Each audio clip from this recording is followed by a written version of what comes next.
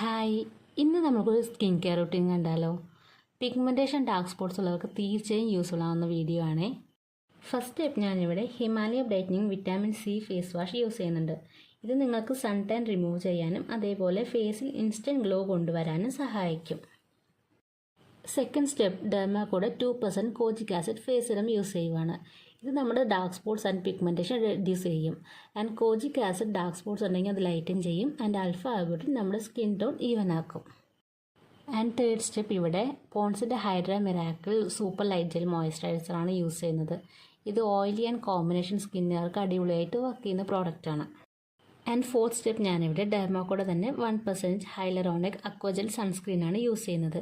ഇതിൽ SPF 30 and PA+++ ഉണ്ട്. അതുകൊണ്ട് തന്നെ 6 മണിക്കൂർ വരെ സൺ പ്രൊട്ടക്ഷൻ കിട്ടും. And water and sweat resistant ആണ്. ആൻഡ് അതേപോലെ തന്നെ മിക്ക സൺസ്ക്രീനിലും ഉണ്ടാകുന്ന വൈറ്റ് കാസ്റ്റിൻ്റെ പ്രശ്നം തീരെ ഉണ്ടാവത്തുമില്ല കേട്ടോ.